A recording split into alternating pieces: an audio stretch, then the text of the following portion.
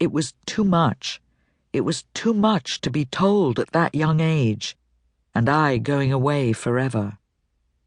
At times, he said after a long silence, he had toyed with the idea of going home to visit the grave.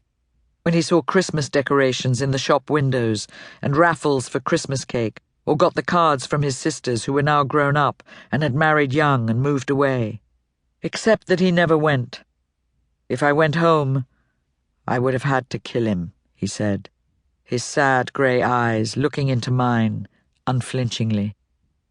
One Sunday in summer, I was enlisted to help at a car boot sale in a warehouse outside London.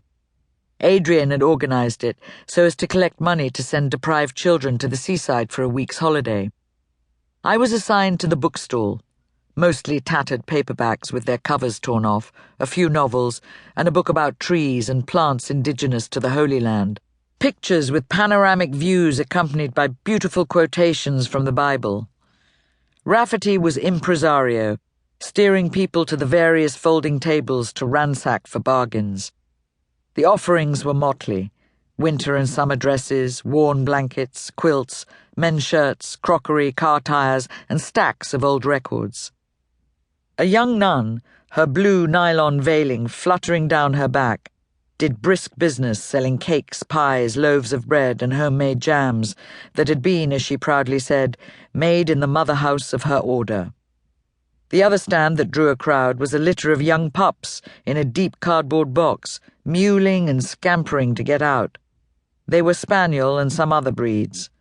One child, whose birthday it was, lifted his favourite one out, a black and white puppy with a single russet gash on the brow of its head, and as the father handed over 2 coins, numerous children clamoured for a pet. Though business was not great, Adrian pronounced it an out-and-out success. We packed the unsold stuff and swept up to give some semblance of cleanliness to the place. As we were being driven back to London in a van, Rafferty asked courteously if I would care for a drink before setting out for home.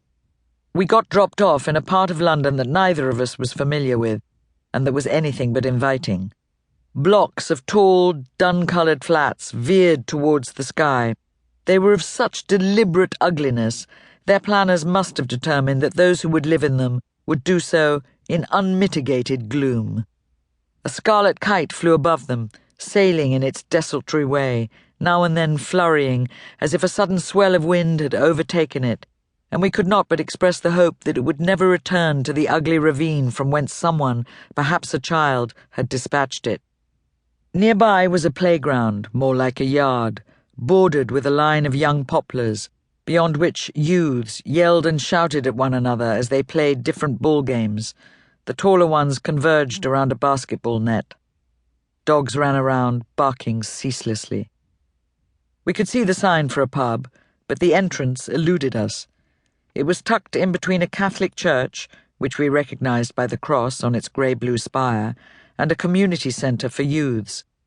But though we went up and down several flights of concrete steps and under dark, foul-smelling concrete archways, we kept returning to the same spot. A young Irishman in shorts offered to be of assistance, but said we must first have a peep in the window of the Catholic church, because the altar, brought from Europe centuries previous, was priceless. The church was locked, as evening mass had been said. We looked through a long stained-glass window and saw an empty room with only a few pews. The altar, set back from the wall, had intricate sprays of gold leaf and was flanked with stout gold pillars. He was a most talkative young man, and pointing to the vista of flats, he listed the crimes that were rife there. He was a community worker and helped the local priest, whom he pronounced his hero. With ebullience, he produced a map of the area, where, with green drawing pins, he had highlighted the scene of 3 murders, all connected with drugs. Then he descanted, as might an aficionado, on the type of drugs that were being sold, their quality, and the astronomical prices they fetched.